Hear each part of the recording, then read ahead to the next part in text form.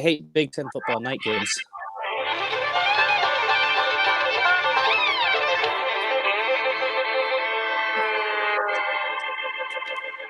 Well, we're coming to your city.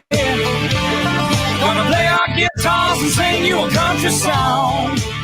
We'll all be flying higher than a jetliner. And if you want a little bang in your yin yang, come along. Come on, welcome aboard. Indiana Sports Beat coming to you from the Golf Club at Eagle Point Studios on this Thursday. Jim Coyle with you as always. Dustin Schutte sitting in as he does as well. Sir, how are you?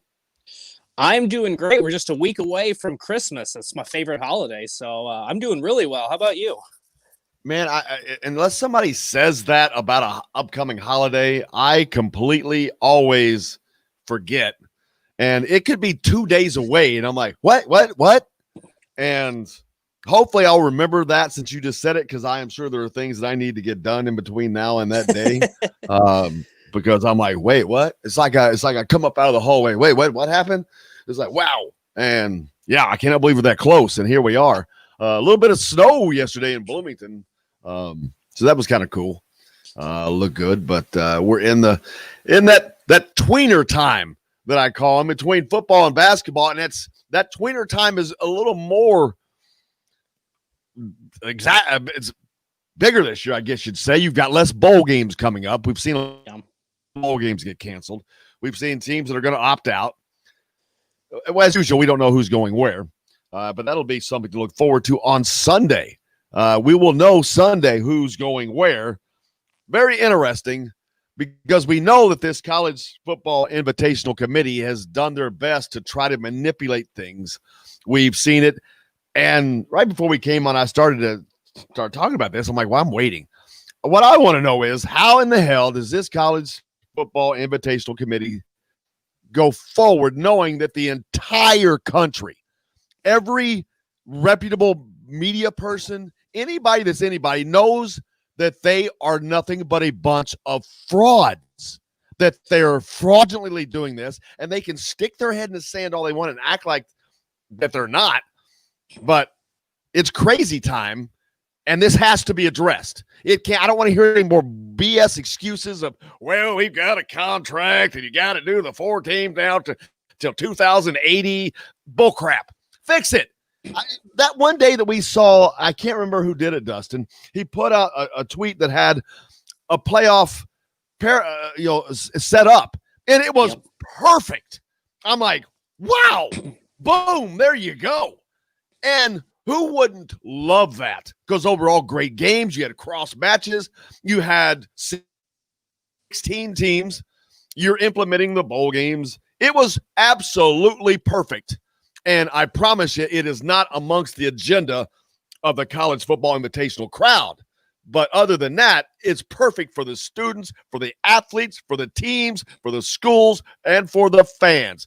Everybody except these college football invitational powers to be, it seems. Yeah, and I saw that exact same graphic that you saw, 16 teams. It looks beautiful. The biggest problem to me is you have a separation gap, and it's continuing to grow between the elites, the haves, and the have-nots. And that's a big problem. And you go back to when college basketball, originally the tournament, was a 32-team tournament, and it continues to grow. And look at what it's done for the sport. It's created so much parity that you can see a team like a George Mason or a Butler get a chance to go to the Final Four. You can see a team like Gonzaga, who plays in a no-name conference, be the best team in the country. And when you look at college football, the one thing I tell people, the thing that bothers me the most about this is there is no other sport that we play, that I'm aware of anyway, in which half of your teams participating are eliminated from a national championship without even taking a snap. None of the what the committee is showing you this year by continually to drop Cincinnati. Now, whether or not you think Cincinnati's good or whether they played anybody or not, that's beside the point. The fact is they're 8-0. Include Indiana in there. I think you can include Indiana in this too. You absolutely could.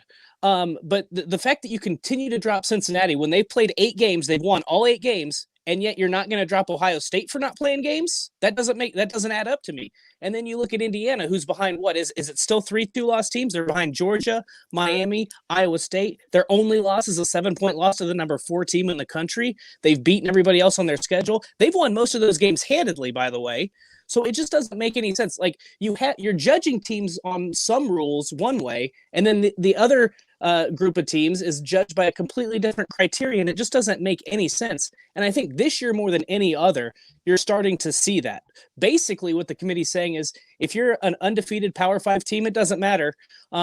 We're going to put you in the college football playoff in those 4 teams because these games don't matter. You can't tell me that after the number 6 ranking, Florida drops 1 spot after a loss to a really, really bad LSU team. It just doesn't make any sense. Yeah, but the thing is, now I want to know what is going to happen. Are they going to allow this to continue? We're tired. People are tired of it. It's baloney. The players are tired of it. Do you think every Cincinnati team, on that Indiana team, on whatever team you're talking about, that's getting screwed over, that works their butts off, that works just as hard as anybody from Ohio State or Clemson or Alabama? Yep. It's crap.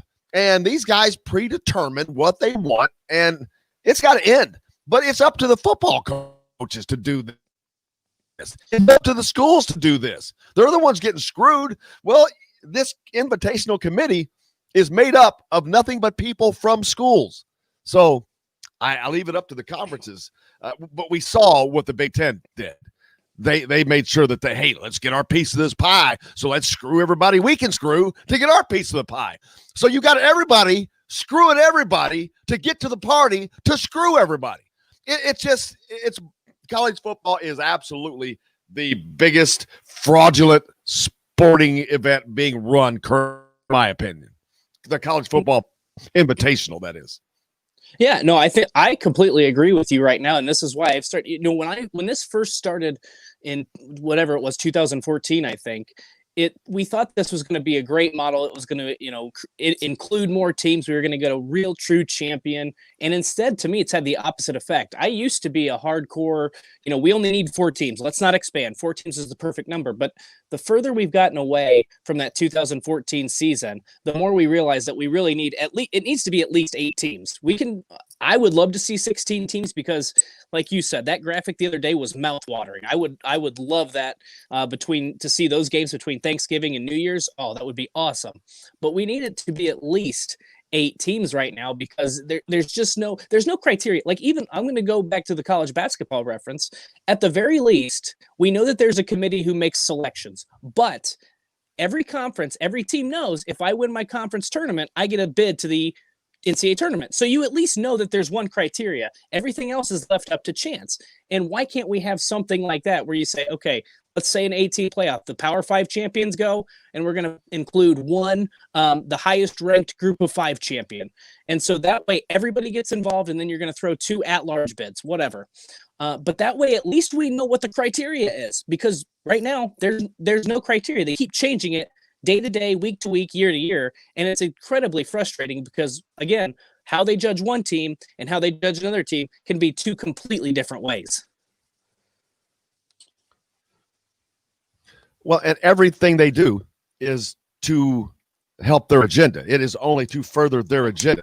Whatever, and that's the thing. When Mike was on, we don't really know what that agenda is because you can't tell because there's so many different places, people going in different direction. The Pac-12 or the Big 12, obviously, somehow somebody in that room is persuading other people. That's the only thing I can imagine is going on because everybody else steps back and says, what the hell are you all doing? Because we can all see right that Iowa State, Louisiana, that Iowa State has lost twice, that Georgia has lost twice and beaten no one, that they beat an all team that was $21 million to fire their coach.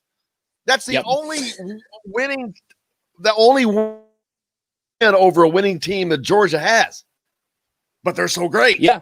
And yes, we all know it doesn't make sense. But what I want to know is what's going to be done about this. Is there going to be change? Will people finally stand up? Will coaches like Tom Allen, who doesn't have a lot of power, but and lots of coaches like him who are in that bracket just below go to their ADs and say, you know what?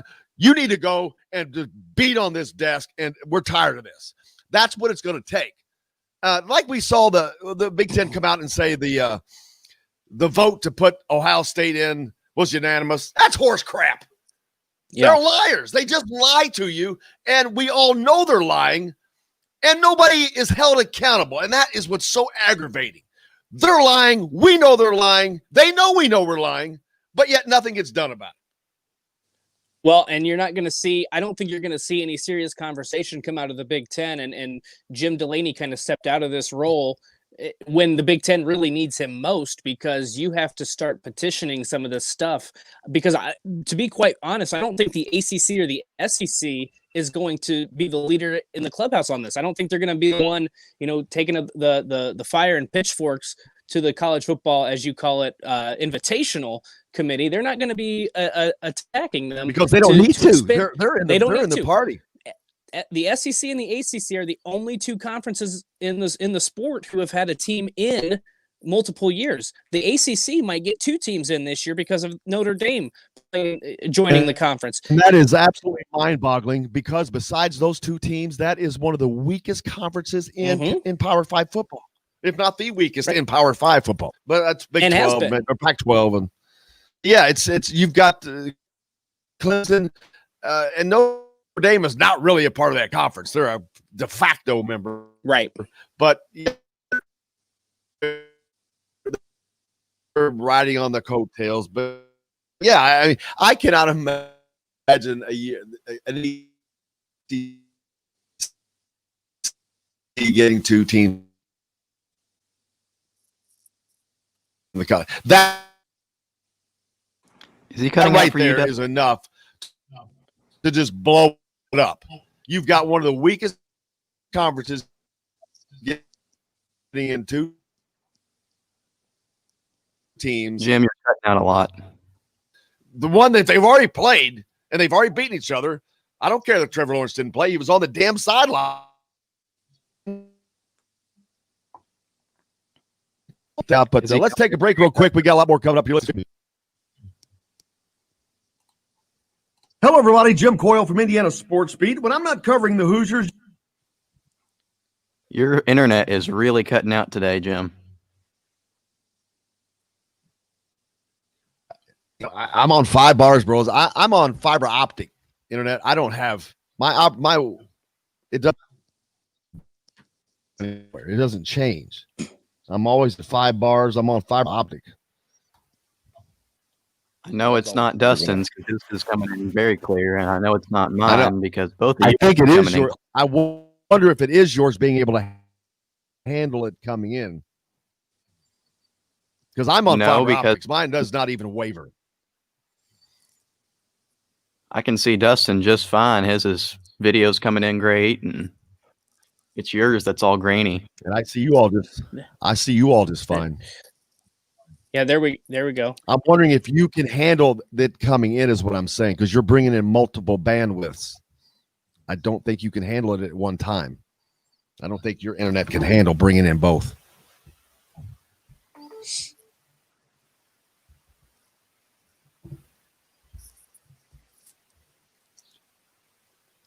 I think the only thing we can do about that is increase your internet, but that's not possible from what you've said. Correct. The 2021 golf season is just around the corner. Book your next outing or get your membership from the Golf Club at Eagle Point in Bloomington. Just call 812-824-4040. And whether you're playing golf or not, you'll want to check out the new Psalms Clubhouse. It's open to the public for lunch or dinner, and the food is fantastic. Call 812-824-4040 for reservations or tee times. The Golf Club at Eagle Point and Psalms Clubhouse. A winner every time. Does your bank offer the personal service of a community bank combined with big bank products that you expect?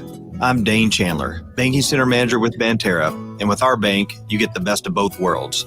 Our easy-to-use mobile app includes conveniences like mobile check deposit. We offer competitive CD and money market rates, smart mortgage options, and unmatched business products and services. Switching to Banterra is easy. Stop by our locations to learn more. member FDIC, equal housing lender. The college and pro football seasons bring friends together, and Leroy's Tavern is a place to watch all the games every week with the NFL Sunday Ticket while enjoying $1 Busch Light drafts every Sunday, Monday, and Thursday. Leroy's Tavern also features a $6 daily lunch special from 10:30 a.m. to 1 p.m. Monday through Friday, featuring a sandwich, fries, or onion rings, or a 7-inch pizza and a non-alcoholic drink for just $6. Be part of the karaoke fun every Friday and Saturday night. Leroy's Tavern, a West Side tradition for 50 years at 2659 on Vernon Avenue. This segment is brought to you by Bubba's 33 in Clarksville. Pizza, burgers, beer. I just ran a test and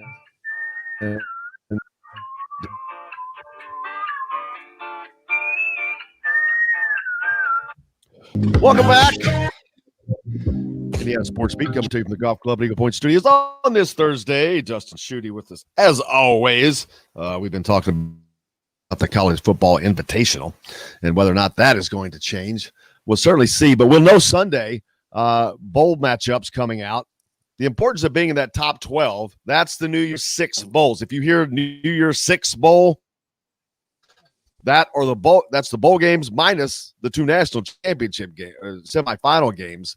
So there's your 4 teams, but then your other 8 teams playing in those bowl games, one of which is the Fiesta Bowl. Indiana has been mentioned in for a long time. Then they were out for a minute, and now it seems like they're back in. It's going to be really difficult to push Indiana out of the Fiesta Bowl. They barely moved them up to the 11th spot, but yes, they could, because all they got to do is slide them down 2 places. But I really would find it. Of course, I found everything this committee has done hard to believe, but could they possibly move out the second best team in the Big Ten? I mean, would they really do that? Well, I don't think so, but let me tell you what is the big benefit here, because the Indiana-Purdue game, obviously, we're not getting the old Oaken bucket for the first time in over 100 years, I think it is. So that's a bummer. Obviously, you always want to see that game played. But the benefit for Indiana is the fact that Iowa, Michigan got canceled, because I think if there was going to be a team that could potentially bump them out, Iowa with another win, getting to 7 wins, 7-2 on the season, not having a head-to-head, and Indiana not playing in 2 weeks, I think there was a chance. And remember, Gary Parda is the chairman of this committee, this college football invitational committee. Gary Botta? So, you mean Gary Botta? I like that, actually. So there's a chance thinking about it Iowa for 3 days. Gary Botta.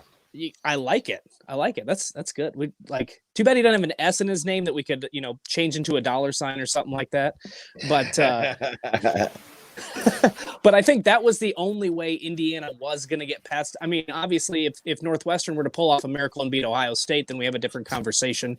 But I think that was the only team that could knock Indiana off. How weird is it, by the way, that Indiana beat Wisconsin a few weeks ago, stays at number 12 in the college football playoff rankings, don't play a game this week and move up a spot? I mean, I know that Miami lost and Florida lost, but it just shows that it's you're better off to not play. That doesn't make any sense to me. Well, not if you're Cincinnati. They didn't play, and they moved down 1 spot each week. Yeah, they went from 7th to 9th just by not playing. It's funny. I mean, it's not funny. That's the thing. It's not. But who's gonna? Again, it's a change. Who's gonna make the change? Ryan from Michigan sent in the text. You might have seen this, but the AAC commissioner's not happy about the college football. Well, of course he's not. But that is what it's going to take. Even though that's the AAC, they're not a Power 5. They're but it takes somebody to start standing up and beating the drum. And if it's the little guy, beat the drum. Somebody will come along. The Central Floridas will come along. I mean, because a couple of years ago when Scott Frost was in Central Florida, that was a legit team that could have and did play with any Power 5 team. They beat Auburn in a bowl game. And so I get it. I mean, do I think Cincinnati's better than Indiana? No. So, and it's not because of where they play, it's who they play. They haven't played anybody. They haven't beaten anybody in my mind that's worthy of replacing. I saw an Indiana team go to Ohio State and should have beat Ohio State. They handed them that game with 3 turnovers. But no, I don't think that they're better than – I think that they're ranked higher than they should be, to be honest with you. But They're undefeated. How do you? That's weird. There's nothing to really judge Cincinnati on other than they've won, but they haven't beaten anybody yet. Right. Okay, let's put them way up here. Coastal Carolina haven't they done the same thing and actually beaten somebody that was ranked in BYU? Why are they not ranked ahead of Cincinnati? And here's the thing. They beat a ranked BYU team. That's BYU's only loss this season. They beat a ranked Louisiana team, and that's Louisiana's only loss this season. Who beat Iowa State? Who beat Iowa State. And Coastal Carolina is, I think, 11-0. You'd have to check me on that. I don't know what the record is, but they've played more games than Cincinnati. So this is why I say what the criteria basically is we thought Cincinnati was going to be good this season in the preseason rankings. So that's why they're so high. We didn't think Coastal Carolina was good. So they had to make up more ground. It just doesn't, this is why you need criteria. And every year, this drives me nuts. Every stinking year is you don't have a set amount of criteria. And let me say this too. Now, Dan Mullen, if people watched the Florida LSU game, and he went on his little tirade after the game about the fact that he thought that, Florida has played more games this season. They should get the opportunity, if they were to beat Alabama, even with 2 losses, to play in the college football playoff.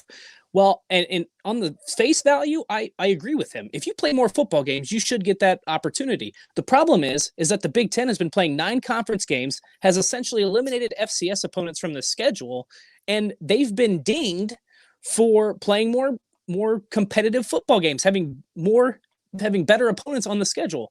So it's kind of flipped the script here a little bit, whereas now you're seeing more of these teams who have, the SEC, ACC playing more games, playing more competitive football, and now Ohio State, ironically, is getting the benefit of not playing more games.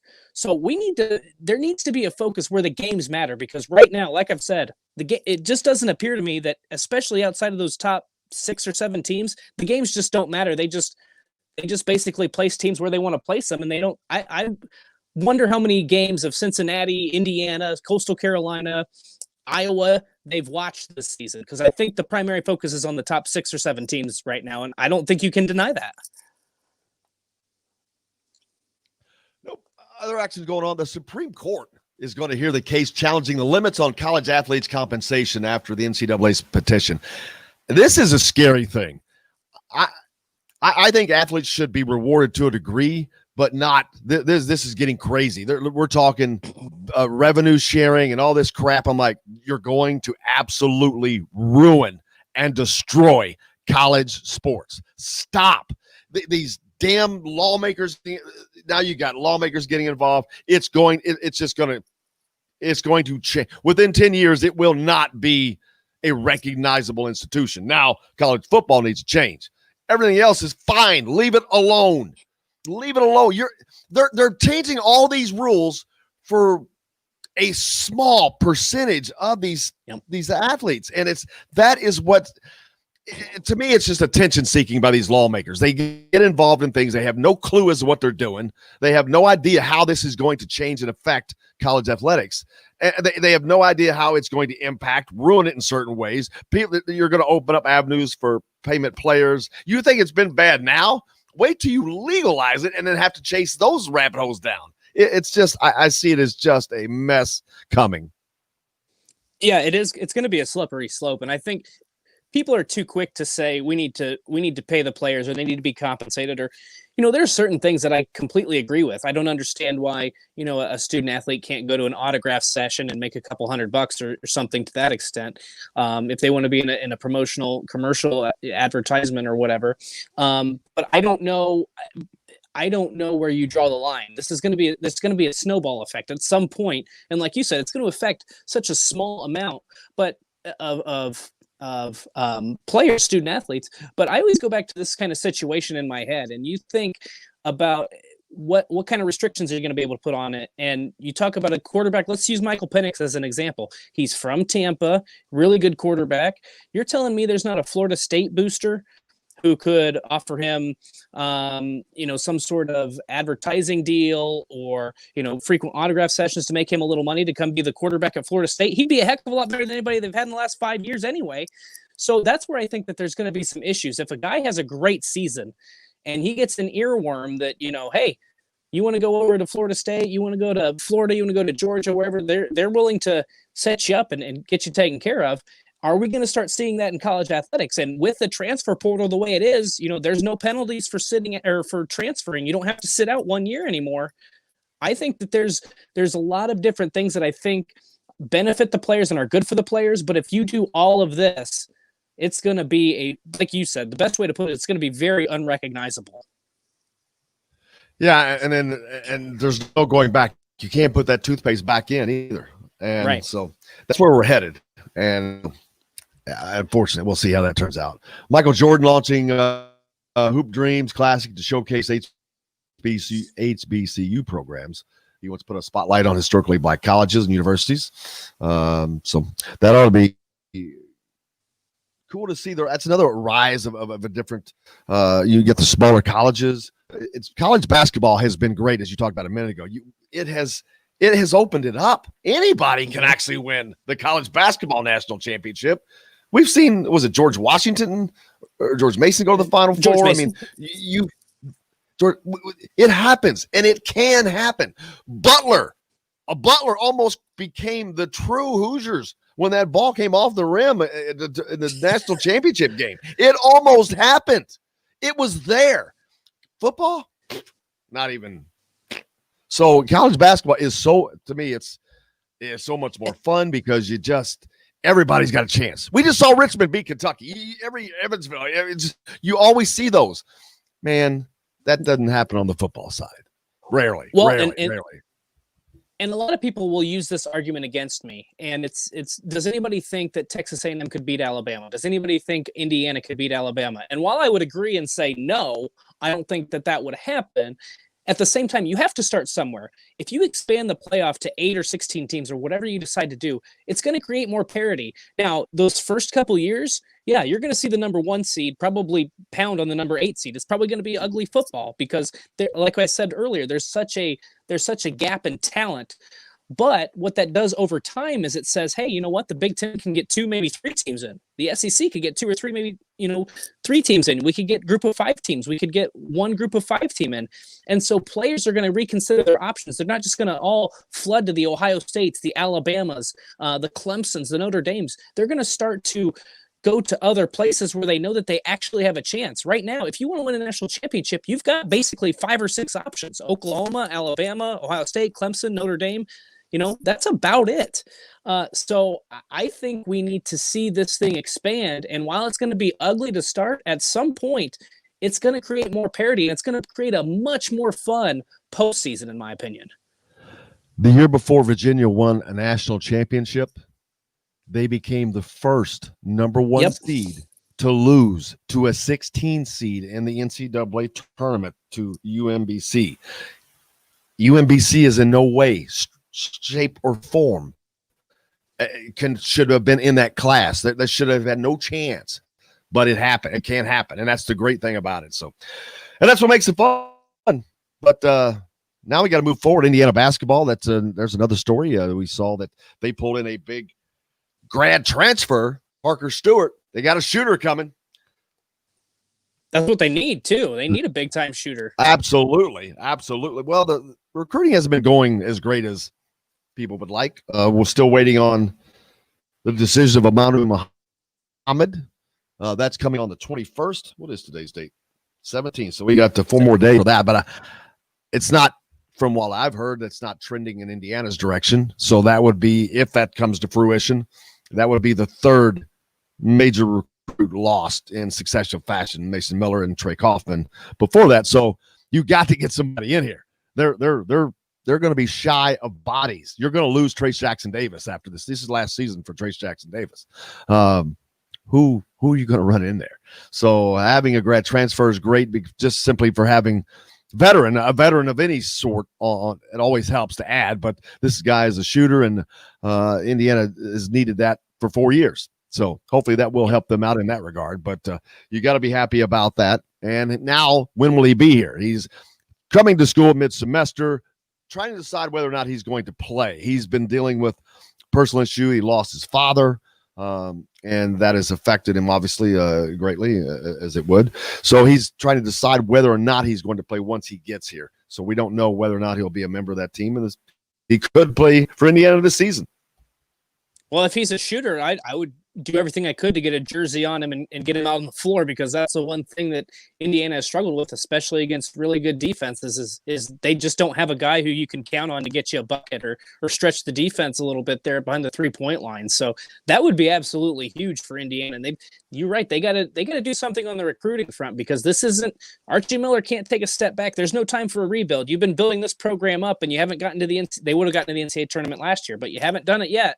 So you have to continue to improve, get better, and take Indiana to that next level. Fans are not going to be happy if you have a down year because you weren't able to haul in some big-time recruits.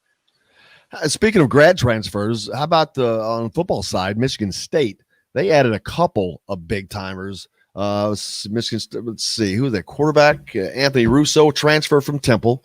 He's going to go over there. But also, who was the other one? Oh, man. Oh, daggone it. Can't find it. But they had the Russo. He's a 6'4", 240-pounder. He signed with Temple in 2016. But they pulled in a couple of guys. Michigan State's not going to mess around. And also, Michigan had the second highest recruiting class by rankings. So Jim Harbaugh, there's another story. What's going to go on there? It's kind of died down here of late. So I bet you he ends up not leaving this year. I don't think so either. I think because they've talked about the contract, because they have such a good recruiting class, I think he's going to be around for the 2021 season. But I think that contract language, the buyout numbers, the salary, I think it's going to imply that if Michigan does not get to 10 wins next season, or if they're not, if they get blown off the field by Ohio State again, I think he's going to be done after the 2021 season. So I think it's going to be win or find a new job after this year. I just don't think that there's going to be justification. But we've seen crazier things. We saw D'Antonio leave a day before National Signing Day in last February at Michigan State. So anything's possible. I don't think Harbaugh is that kind of guy, but I'm not going to rule anything out at this point, because it's 2020, man. Anything can happen. This weekend coming up, this is championship weekend in college football. For the College Football Invitational. What changes? Obviously, Ohio State has to beat Northwestern. Wouldn't that be funny? Oh, my gosh. Wouldn't that just be funny? I would just love the turmoil of that happening. That would just be nuts. But anyway, you've got Oregon playing USC. That's Friday night. It's a Friday night game. USC 5-0, booked as expected to be the Pac-12 champion, expected to play in the Fiesta Bowl. As of right now, you got here. Now here's a game.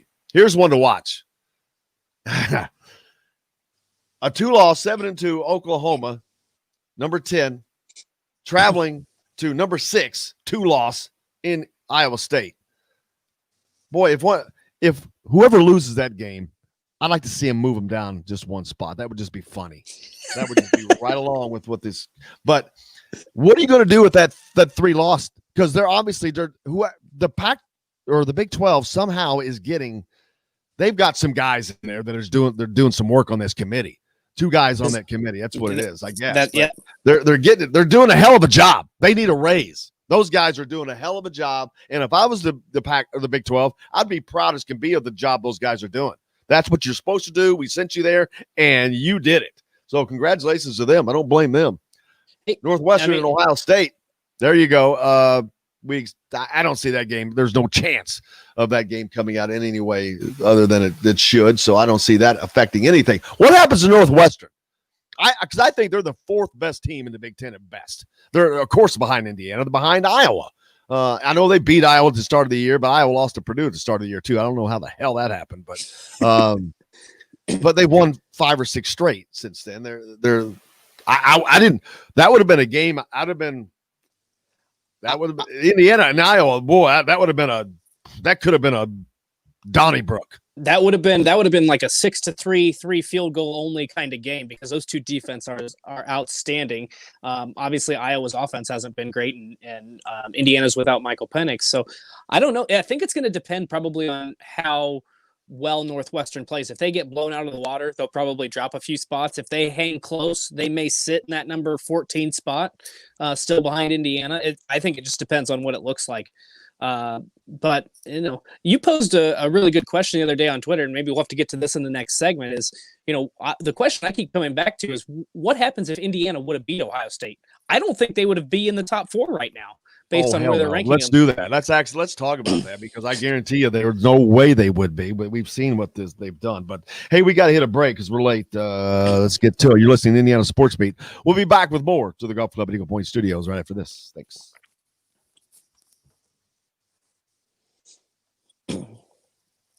Is 33 in Clarksville, located on the northeast corner of I-65 at Veterans Parkway.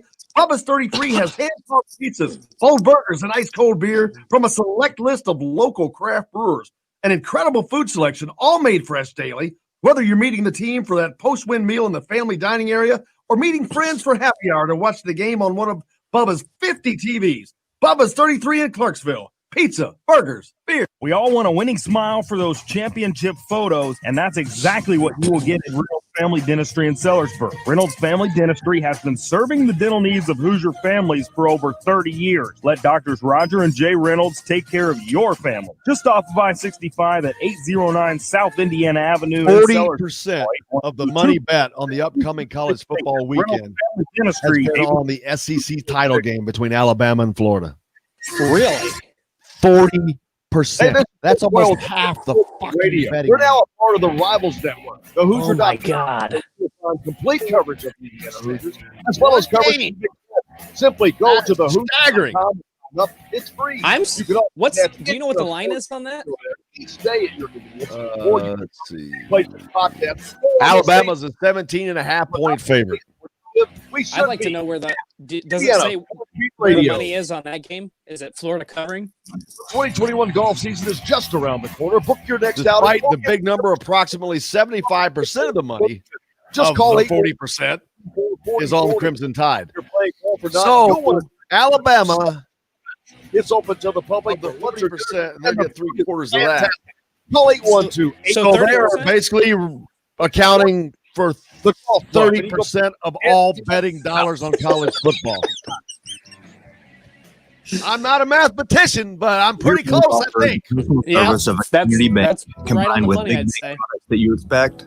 I'm Dane Chandler, banking center manager with Banterra, and with our bank, you get the best of both worlds. Our easy-to-use mobile app includes conveniences like mobile check deposit.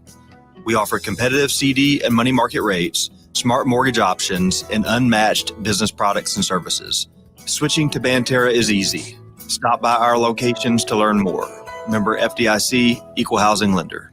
The college and pro football seasons bring friends together, and Leroy's Tavern is a place to watch all the games every week with the NFL Sunday Ticket while enjoying $1 Busch Light drafts every Sunday, Monday, and Thursday.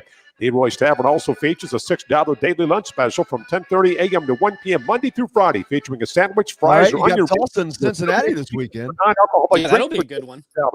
Be part of the karaoke fun every Friday and Saturday night. Leroy's Tavern, a West Side tradition for 50 years at 2659 Mount Vernon Avenue.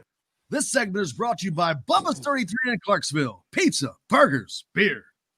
Until I find myself lost, maybe I'll get rock star skinny, play pretending all. Welcome back, Indiana Sports Beat, coming to you from the Golf Club Eagle Point Studios. I'm not going to lie to you, that one completely stumped me. No idea who that was. I never heard that one before. Dustin Shooty sitting in with me as always. Jim Coyle sitting here. I was just. Let's see. What were we going to get into? You brought up. Oh yeah. If Indiana was undefeated, it's the names, not the games, for this committee. And that's the truth. It's unfortunately it is the names and not the games. Because if you think back, I can tell you exactly without a hesitation, my favorite bowl game I've ever watched in my life was Boise State, Oklahoma. I mean, it doesn't get any better. That's all I care. All you care about is the great games. It doesn't matter where they're played. It doesn't matter if it's in the Rose Bowl or the Sugar Bowl. At the end of the day, it's how good are the games. And I think they've gotten too far away from that. They care too much about the names and not the games. Right. They care too much about what's going to draw in the largest audience, the most revenue. And I go even back to 2014 again, is the very first time that they had a selection committee. There was Baylor with 1 loss, TCU with 1 loss, and Ohio State with 1 loss. And ESPN sent out a poll, which team should get that 4th spot. And Ohio State accounted for like 60 or 70% of those votes. And that poll was sent out before the selection committee made their final decision. So are you telling me that that didn't have some sort of implication in that? That wasn't considered in that room? So that's where I think that there's some concern about what the motive is. I mean, we know what the motive is. It's dollars and cents. But that's where it's starting to trump the games and what is happening on the field. And that's a big time problem. So, and I go again, you look at Indiana, have they beaten every team they've played other than Ohio State by double digits? I can't remember off the top of my, other than Penn State, I guess. Because they had that 1 point win at the beginning of the season. No, they beat the spread in every game they played.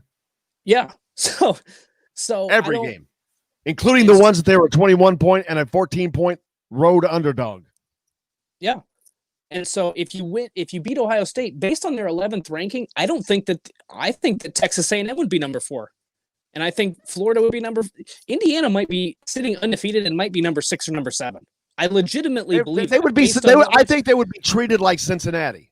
Yeah, I think so too. I think they would be ahead of Cincinnati, but I don't think they would be in that Final Four. I think they would go to Texas A&M, and I think Florida would still be ahead of them. And that's where the problem is, because Indiana they don't draw on the money. They don't have the big audience. They don't have the big fan base or the following on the football side. They have that in basketball. They have had trouble with that on the football side. So that's where my biggest concern is with this whole thing, because I think that you set that question out on Twitter. It was probably Tuesday after the rankings came out, and I agree with you. I don't think they'd be in the top 4 if they would have beaten Ohio State. Nope, not sexy enough for them. And you talk about numbers. I know this is gambling, but it matters. It all matters. If you think Las Vegas doesn't have some sway, you're out of your mind, because we're talking billions of dollars, not millions, billions with a B. Coming up this weekend, how much money do you think is being bet on college football? I would think it's a lot. I don't have that number, but I would imagine it's a lot. If you took all the college football games, there is just a ton of money. Ton. But guess what? Guess who's responsible for 40% of those dollars? The Alabama-Florida game. 40% of all dollars bet on college football right now this weekend is on that game.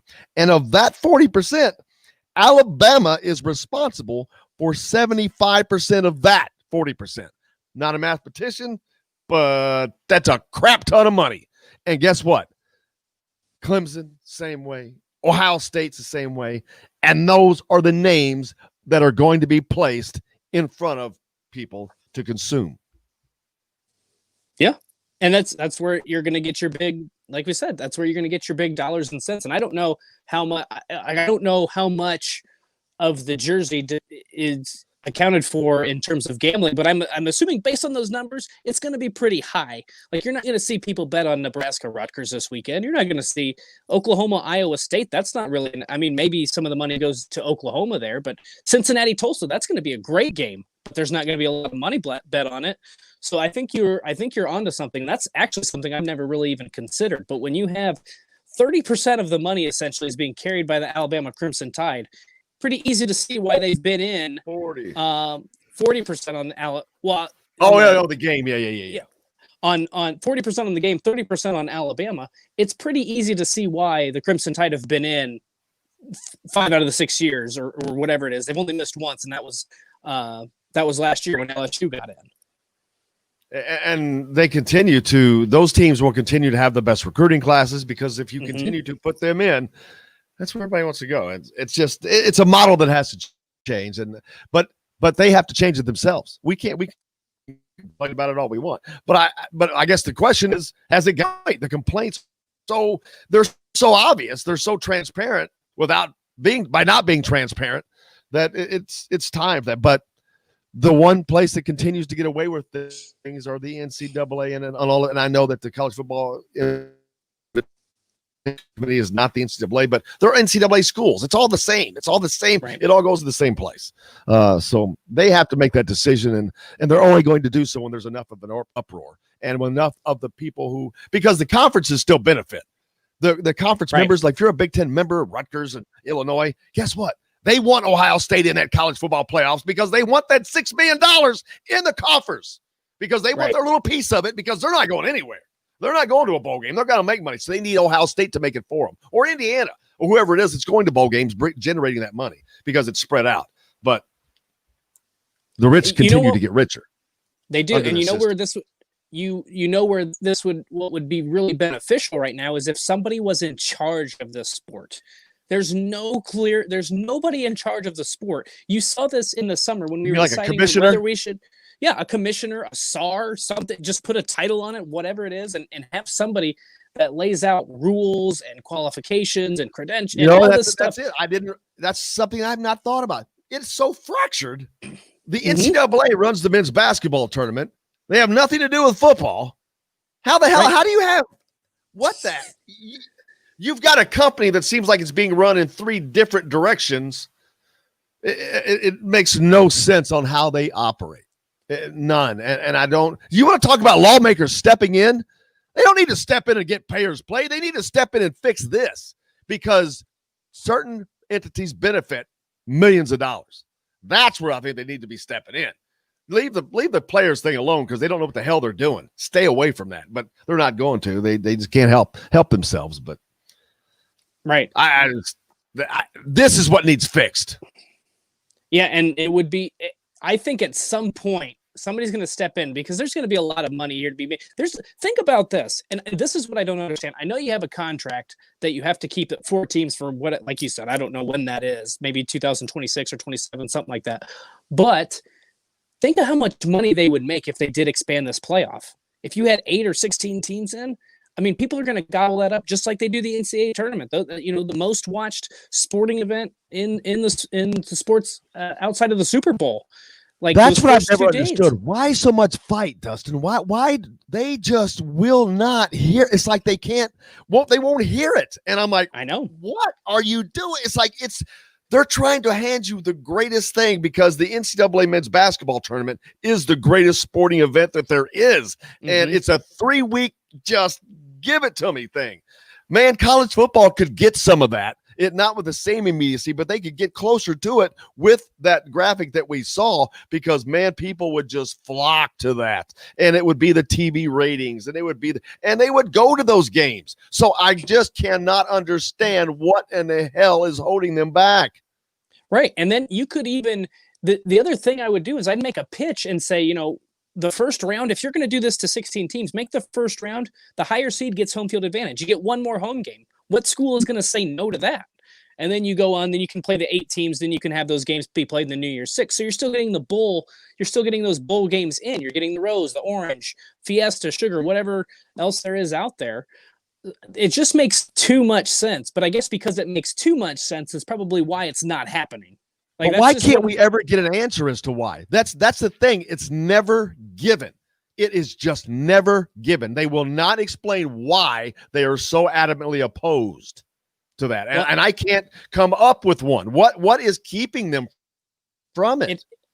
There has to be some sort of deal with the television networks, but I don't know why the television networks would say no to that. I don't know what else is going on where Fox, CBS, NBC, ESPN, ABC, all those entities would not benefit from this kind of system. But I don't know. I don't know what the deals are with the bowl games. I don't know what the deals are with conferences and things like that. And like you said, this would be something for a lot of lawyers to dissect and say, hey, if you want to make a good amount of money here, this is how you can do this. This is how you can get out of these contracts or rewrite the contracts or whatever the case might be. I just don't understand. And maybe I just need to read more about it, but there has to be an answer out there. And maybe it's just too complex right now, but they've already talked about potentially expanding after the 4-team contract has come to an end. So why are we not saying, you know what, this is our plan for 2025 or 26, whatever year it is. This is our plan. This is how we're going to expand. It's coming. We just have to fulfill these next 3 or 4 years, and then we're going to expand. Let's start talking about it now, because that's what needs to happen. And that's the thing. What I can't get an answer as to why. Why will they not talk about it? Because everybody benefits. They all benefit. So I don't care that they have a current contract. Who cares? Every coach in America has a current contract. That doesn't stop a single coach from moving on. Nothing. So that's just they continue to do it permeates across the board. But oh well, what are you going to do? Some games, great games like we talked about this weekend. Clemson, Notre Dame. There you go. Round 2. Now there's no way. Please explain to me how Clemson and Notre Dame can both make it in after twice. See, this is a perfect example. They will have played twice, and you're going to tell me there's still a possibility that two teams that played twice this year of all years and still may end up in the top 4 together? That is almost a mathematical impossibility. But yet it's not even close to being impossible. It's very probable with this college football invitational committee. It's crazy. Yeah, especially if Notre Dame wins, I think Clemson is going to be out. Although I wouldn't guarantee that. I would not guarantee. I can understand it more if it's a close game because the first round you didn't have Trevor Lawrence. I mean, I don't know how you navigate this because, but the ACC is going to push hard for it because they want 2 teams because that's an extra $6 million in their pocket. So you can guarantee you're dang right, of course. They're gonna be politicking. And by the way, you know who's not been politicking this whole time is Kevin Warren. That's and you see him? Oh. Greg Sankey at the SEC. Politicking. I didn't know he was still around. Is he still here? Well, I didn't know he was still up there. I thought he was on vacation. Well, I thought he was on vacation. I expected to hear from Barry Alvarez, the commissioner of the Big Ten. Big Ten. Yeah, that is true. We do hear more from Barry Alvarez than we hear anybody else. But you see all these different conferences and coaches and commissioners and what have you politicking for their league. And we have not seen that one bit from Kevin Warren. And we haven't, I mean, other than Barry Alvarez saying, yeah, we're changing the rules, he really hasn't been politicking either. So it's just been a very interesting year, to say the least. The Big Ten, just when you think they can't look worse, somehow they do. It's been incredible. Well, I think the Big Ten is doing the right thing here. They have just keeping their mouth shut because they've got nothing to talk about. They need to keep their mouth shut. They've got a team that barely played, half its schedule that the committee has been enamored with. Like they get enamored with people. Oh, let's put them in because they're so good that it took 3 turnovers to win at home over a 21-point underdog. That's how good they are. But it's almost like beating a dead horse. But I just want to know about the change. What's it going to take for that to happen? Will it happen? Who has to care enough for it to change? That's the thing. It's the people that are affected, to me, that have to care enough. For fans or anybody else can cry all they want. They don't care. The committee doesn't care because they're all in it together, so it doesn't matter. But I think the optics has gotten bad enough and Gary, that guy, I mean, they just keep him off. Every time he comes on and starts talking, you're just the guy's sitting there just lying to you. He's just sitting there lying to your face. It's like, get out of here. Right. It's tough to deal with. I think the last time, not this past rankings, but the previous Tuesday, the reason Ohio State stayed in the number 4 spot, and he said, Chris Olave and Garrett Wilson or whoever it was, they both scored touchdowns. I'm like, I don't think that's a logical reason is to keep Ohio State in the top 4. That doesn't make any sense to me. I don't know. He has not sounded good from the start, and I don't know. What I want to do is for a full year. That's the problem. That's who's running these things. That's the issue. You've got clowns. Running these operations. That's the problem. And until change happens. For one full year, I want to sit in on these committee meetings and see what it's like. I just want to see what the process is, what's talked about, whatever the case might be. I just want to sit in there for a full year and tell you what the criteria is and what they're actually discussing, because I think it would be fascinating. And I think it would also be incredibly frustrating based on the results that we're seeing this year. Hey, let's hit a break, guys. Yeah. Let's see. We got to get there in a couple of minutes. What do you like in the Cincinnati-Tulsa game? Does Tulsa have a shot? I would say yes. I mean, Cincinnati hasn't played since November 21st? I don't know when Tulsa last played, but I think that they have a shot. Playing the spread against Alabama. No, I don't think so. There's that 40%, baby. That's Boise right. State. Boise State, unranked, playing SJSU. San Jose State. San Jose State. Oh, wow. Number 24. Boise State, man. I'll always love Boise State for that one bowl game. I mean, that was just the funnest. I remember just watching the end of that game, and boy, that 2-point conversion, the Statue of Liberty, it was like, are you kidding me? It was just that was incredible. That was fun. But I don't see them getting the job done this week, unfortunately. Clemson and Notre Dame. Okay. Notre Dame is listed as the home team, but that's being played in Charlotte, so it doesn't really matter. It's actually closer for Clemson, to be honest with you. They've got Taylor Lawrence. I think they're the better team. I think Notre Dame's okay. I don't really know how good Clemson is, though. We don't ever know how good they really are because they play in a weak conference. A team that is that good, they shouldn't have lost to Notre Dame, I don't think. I think they should be able to stand that. Indiana took their backup quarterback and went to Wisconsin. I know that you're not saying it's not Notre Dame, but, man, this is the year that I think that definitely should have been 16 teams because I don't think that there's a clear winner. I really don't. Right. Do I think that I think that Ohio State can't be beat? Hell, Indiana should have beat them. Clemson has been beaten. Notre Dame, I think, is very beatable, obviously. And who does that leave us? Who am I leaving out? Alabama. Alabama, of course. That is the one. They're the one team that may be, as always, but we'll certainly find out. But they may be heads and tails above all those other three. I think that they might be, but we'll certainly find out. But I think the Clemson, I think they win that game. And I think Notre Dame has no, if they lose that, whoever loses this game has no right to play in the national championship game. I'm sorry. You've played twice. I don't care if it splits. If you lose to Clemson with Trevor Lawrence, you beat him without him, you got to beat him with him or you're out. To me, I don't care. This is only a 4-team invitational. You don't need to have half the teams from one conference in this damn thing, especially if they already lost twice. Or lost. What's the point? Yeah. Why play that's like having a tournament, losing, and then say, well, let's come back and play next week again instead. It makes no sense. Right. No, I completely agree with you. And I think if Clemson blows. Oh, now we are late for a break. We are late for a break. That's my fault. We were early. Now we're late.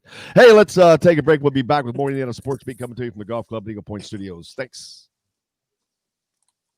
Hello, everybody. Jim Coyle from Indiana Sports. We were too early on that, Will. You can find me at about 58. Try to do that around 9 at 1 minute before, because then I forgot and I went over. So good job of reminding, but it was just a tick too soon. So then I forgot.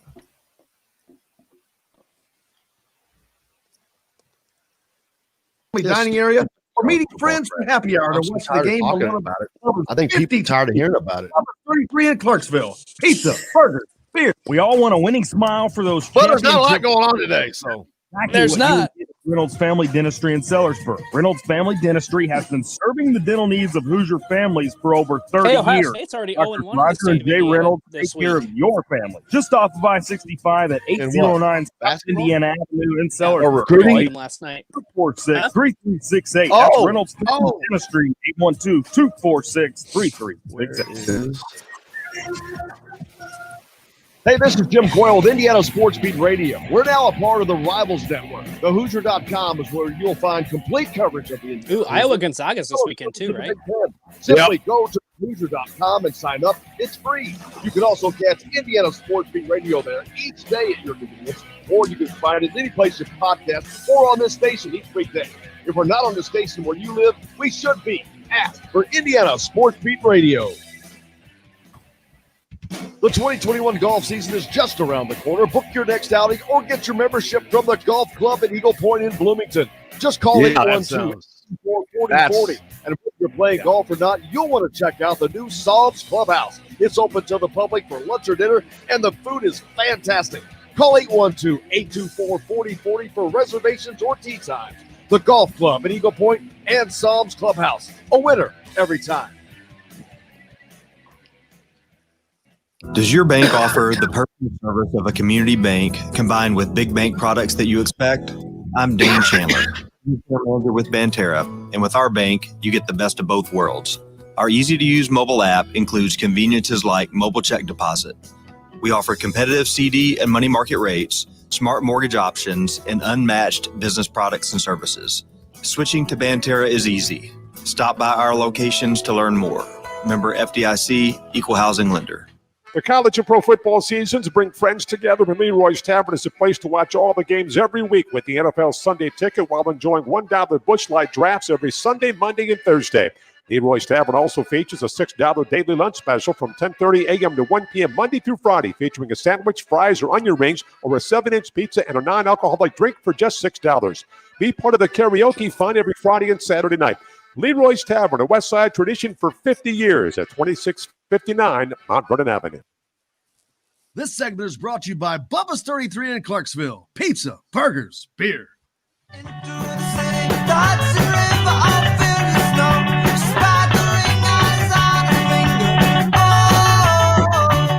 Welcome back. Indiana Sports Beat coming to you here on this Thursday from the Golf Club at Eagle Point Studios. Studio, as always, Jim Coyer here with you. A couple games last night on the hardwood. Villanova knocked off Indiana's next opponent, Butler, 85-66. So Butler getting to play last night. Just that's a great sign for this Crossroads Classic coming to be on Saturday. Indiana and Butler tangling at 11:30. So we'll see about that one. Texas beats Sam Houston State. Purdue and Ohio State, you mentioned that game. Purdue wins that one 67-60. That's a nice win for Purdue, beating an Ohio State team that is expected to finish above them. Ohio State Purdue 5-2 on the year right now. 1-0 in the Big Ten is Ohio State 5-1 and 0-1 in the Big Ten. So good win for the Boilers.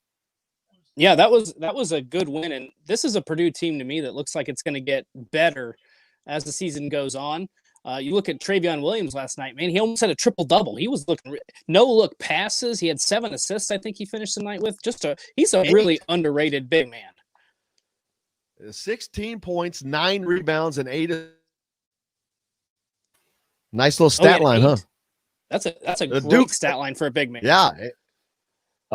Oh, hell yeah. I mean, you betcha. Duke and Notre Dame.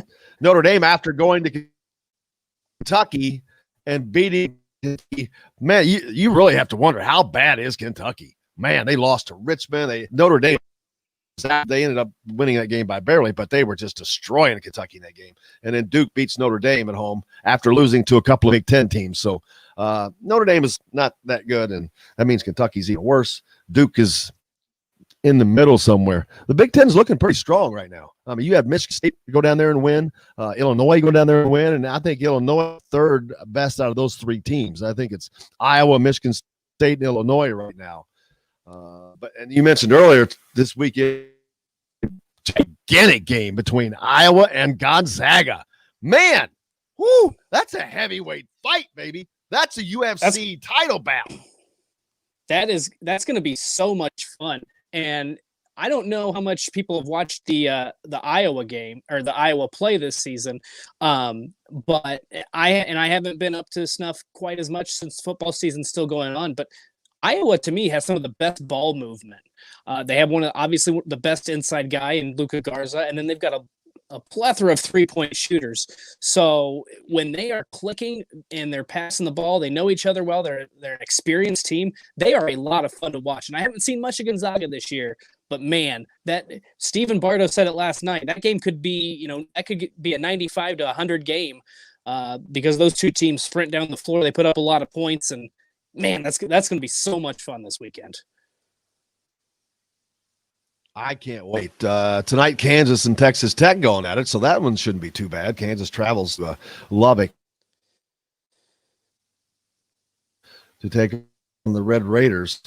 First conference game for both. Creighton also, number 9, Creighton, traveling to St. John's.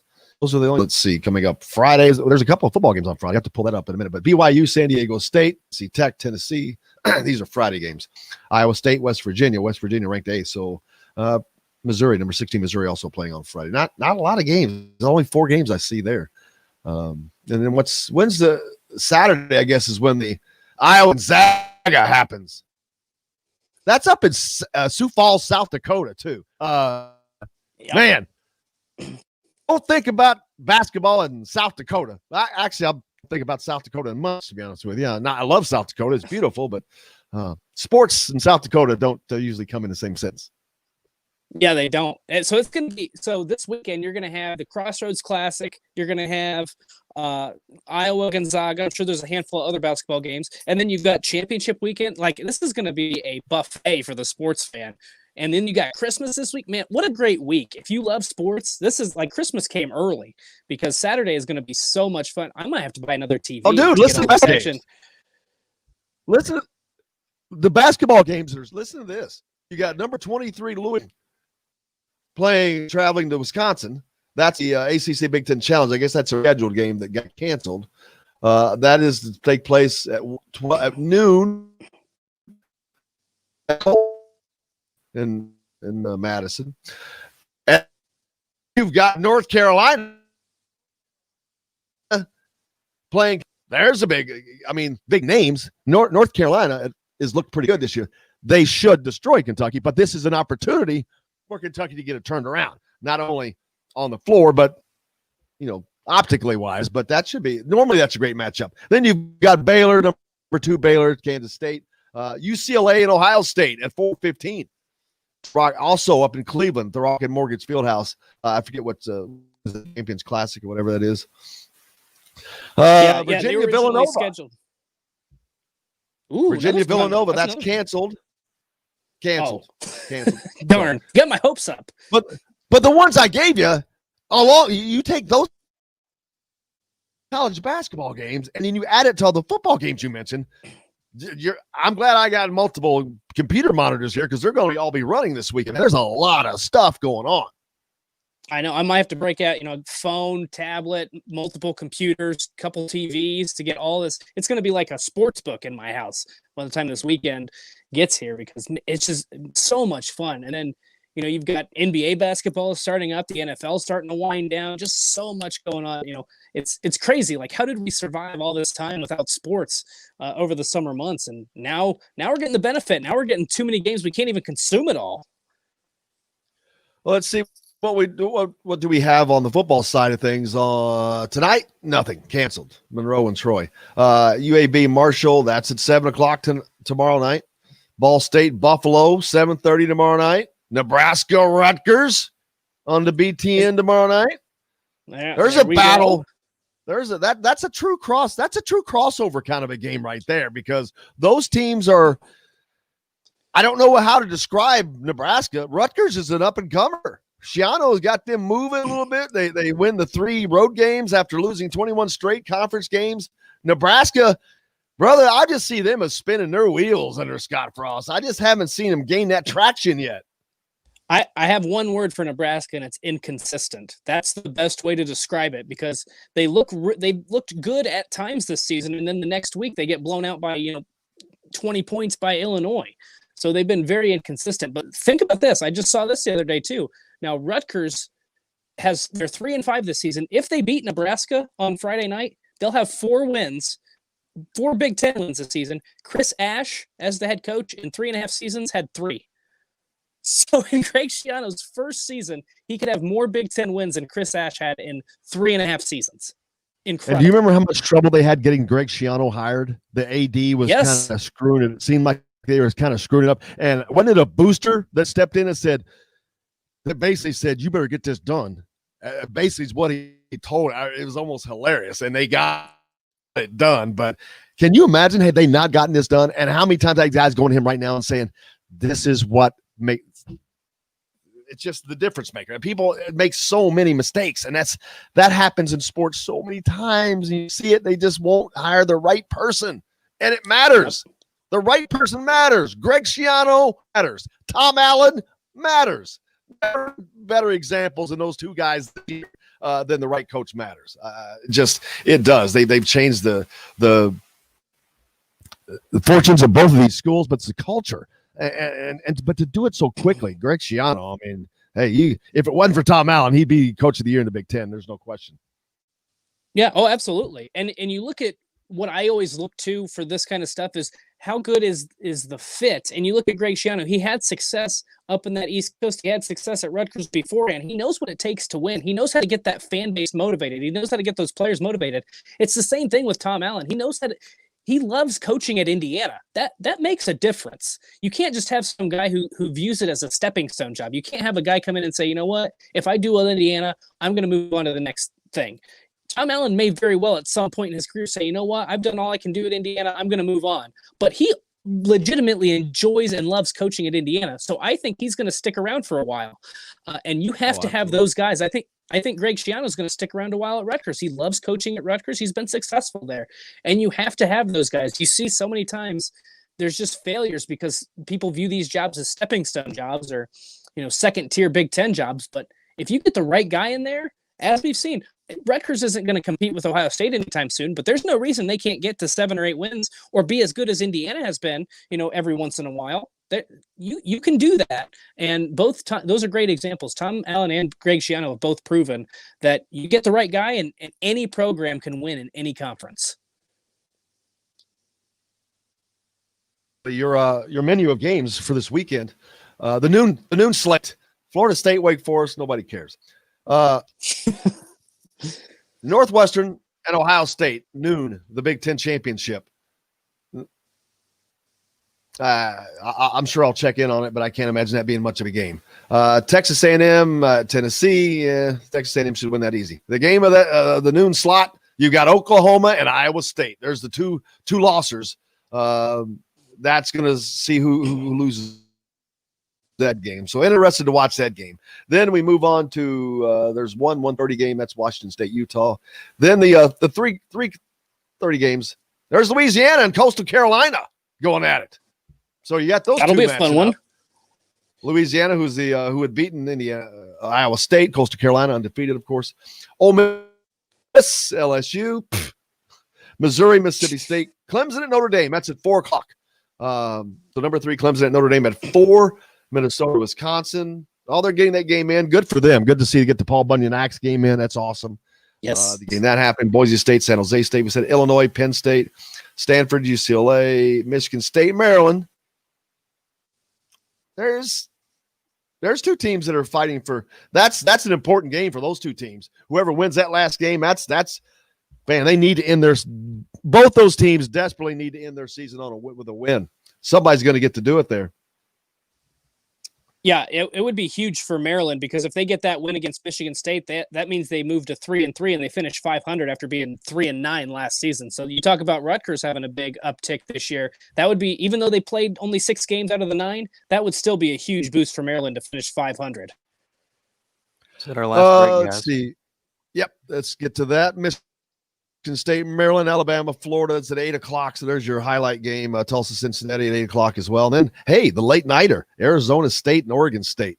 We'll talk about some matchups when we come back. We're going to take a quick break, wrap things up when we come back. Listen to Indiana Sports Beat coming to you from the Golf Club at Eagle Point Studios. Back right after this. Hello, everybody. Jim Coyle from Indiana Sports Beat. When I'm not covering the Hoosiers, you can find me at Bubba's 33 in Clarksville, located on the northeast corner of I-65 at Veterans Parkway. Bubba's 33 has hand-tossed pizzas, bold burgers, and ice-cold beer from a select list of local craft brewers. An incredible food selection, all made fresh daily. Whether you're meeting the team for that post-win meal in the family dining area or meeting friends for happy hour to watch the game on one of Bubba's 50 TVs. Bubba's 33 in Clarksville. Pizza, burgers, beer. We all want a winning smile for those championship photos, and that's exactly what you will get at Reynolds Family Dentistry in Sellersburg. Reynolds Family Dentistry has been serving the dental needs of Hoosier families for over 30 years. Let Doctors Roger and Jay Reynolds take care of your family. Just off of I-65 at 809 South Indiana Avenue in Sellersburg. Call 812-246-3368. I'm ready to go make some eggs and bacon, baby. 246-3368. I bought me some new cookware yesterday. I'm gonna nice. light it up. Well, then Sports Beat Radio. Early Christmas present for yourself. The Hoosier.com. Exactly what it is. Generally, all the Christmas presents I get generally come from me. Nothing wrong with that. You can sit under the tree going, oh wow, for me, awesome. Over and over. Hey, for me, That's so cool. We just need ask for Indiana Sports Beat Radio. Hey, what day is Christmas? It's just around Friday. the corner. Book your outing or get your membership from the Golf Club Eagle Point. That means we're not on next week. 2440 Christmas Eve. Whether you're playing golf or not, Yes. you'll want to check out the new Hey, this may soft be serve our. We may not be on next week. And the food is fantastic. Call 812-824. It's up to you. I'll be here. For reservations or tea times. The Golf Club. I may do it because it's just Every well. time. We'll see. You gotta check Does on your the bank playoffs. offer the personal service of a community bank combined with big bank products that you expect? I'm Dane Chandler, Banking Center Manager with Banterra, and with our bank, you get the best of both worlds. Our easy-to-use mobile app includes conveniences Man, like I mobile can't decide if I want to go to that stupid bowl game. competitive CD and money market rates, smart mortgage options, and unmatched The Fiesta business Bowl? products and services. Switching to Banterra is easy. Stop by our locations to learn Travel. more. It's so freaking far out The there. Equal housing lender. Yes. The college and pro football Be nice seasons and bring warm. friends I would consider together. flying out there on the first. Games every week with The the game's NFL on the Sunday second. Ticket. While enjoying $1 Busch Light drafts every Sunday, Monday, and Thursday. Leroy's Tavern also features a $6 daily lunch special from 10:30 a.m. to 1 p.m. Monday Really? through Friday, featuring a sandwich, Arizona fries, has or no fans this year, right? pizza, and a non-alcoholic drink for I don't just think $6. so. I don't think Be any. part of the Pac- karaoke I fun don't think every any Friday and Pac-12 Saturday teams night. did. Leroy's Tavern, a West Side tradition for 50 years at 2659 Mount Vernon Avenue. This segment is brought to you by Bubba's 33 in Clarksville. Pizza, burgers, beer. There is a house in New Orleans. They call the rising sun. Boy, you hate when a good one comes on. You kind of want to just sit there and sing with it. There's a classic. I know. Yeah. Welcome back. Indiana Sports Beat coming to you from the Golf Club Eagle Point Studios here on this Thursday. About to wrap things up. What was I talking about in the break to you? I mentioned something. We're talking Good about play great there. football games. Yeah, I know. We're both Yeah. distracted now by that great music. Yeah, that was awesome. But and Indiana signed a shooter. We mentioned that earlier, Parker Stewart. We'll talk more about that tomorrow. That Alec Lasley when he comes on from the Hoosier.com as well as Verdell. And I can't wait to talk to AJ. He had Antoine Randall L on his podcast this week. AJ nice. Guyton does a field of 68 podcast each week and joins us on Fridays to talk about them. But he had Randall L on this week, man. That dude was just he's just one of those special players. It's and was a great basketball player. I remember Mark Deal, who's a former football coach in Indiana, is still involved in the program, talked about recruiting Randall L, but was recruiting Allen Iverson at the same time because he was star quarterback that was a bad man at that position, apparently. You can only imagine how he had to be tremendous because look what he did on the basketball floor in the NBA at his size. It didn't matter. It's like, wow. Yeah, can you imagine? I bet he was. Can you imagine seeing him back there at a quarterback as a dual threat quarterback? I mean, I'm just thinking about how quick he, like Michael Vick-esque almost, I would think he would have to have been back then. Maybe fast, maybe quicker because of the smaller speed. He could have. And it's Allen Iverson was, whatever you say about him, I mean, he was one of the toughest players. I mean, he was always playing hurt. He always seemed like he had some sort of injury, but he never got silent. He was just a tough dude. So he would have been really fun to see play football, but obviously he had a pretty good option there to go to the NBA. But Antoine Randall, imagine recruiting those two guys, both multi-sport athletes. Gosh, that would have been so much fun. I don't know if Allen would have made it to football because he didn't like to practice. He don't want to practice. That's true. That's a great point. That's a great point. I'm just kidding. But it's just neat because there's so many stories that we don't know about the players like that. But just tremendous. But looking forward to it. But yeah, I'm looking forward to this weekend. Is absolutely loaded with stuff to watch. But things that are important. Are there any games that could possibly change Indiana's bowl fortunes? I mean, I don't know. I guess UCLA, can they lose, or USC, can they lose and still go to the Fiesta Bowl now? They might be able to. I have no idea what the bowl criteria is going to be. They've already said that there is no criteria. There is no criteria, but I don't know if those. I don't know. I guess my point is I don't know what the contracts look like. Are they still going to pit a Pac-12 and a Big Ten team against each other? Well, I got to assume they would try to do that. The Pac-12 champion, yeah, they're going to be in a New Year's Six game, and so that's the closest this year because the Rose Bowl is one of the semifinal games. But there's been talk about moving that from the Rose Bowl. Right, so they could allow fans. Then the Rose Bowl would not even be played this year. Isn't that crazy? That is absolutely nuts. I think it hasn't been played since 1950. Now, do you think Indiana fans would rather play in the Rose Bowl instead of the Fiesta Bowl? Well, I would. Wouldn't you? I mean, yeah. I can't think of anybody. It's too late to move it. It's crazy how they can at times say, "Oh, well, we can't do that." It's just, but you can just cancel a Rose Bowl. Right. You can do that. It's easy. I guess you're going to have two separate Fiesta Bowls or something because they can't even take the name because the city of Pasadena has rights to the name Rose Bowl. So that's going to be crazy. But I think it wouldn't, if USC loses, then Indiana's going to play Oregon. I'm assuming. But that's who they're playing this weekend. I've not kept up with the Pac-12 at all because I didn't even know that. Oh, they're playing. Oh yeah, okay, welcome. Yeah, they were even later than the Big Ten. So yeah, it's been hard enough trying to keep up with Indiana's fortunes, much less with Indiana's possible opponent could be. But we'll see. Looking on that, but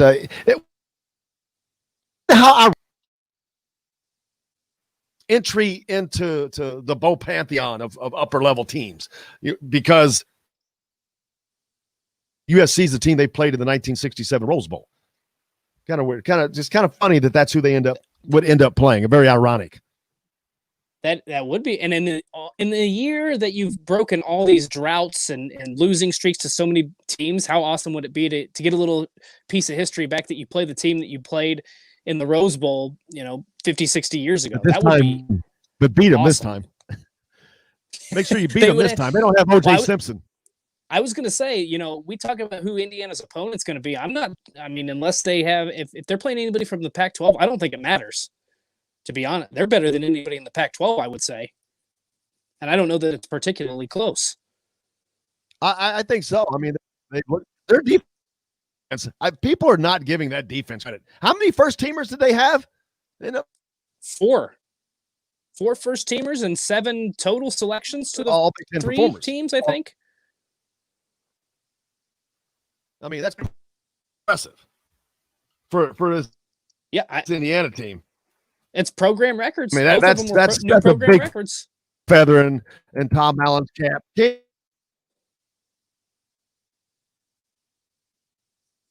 I mean, Kane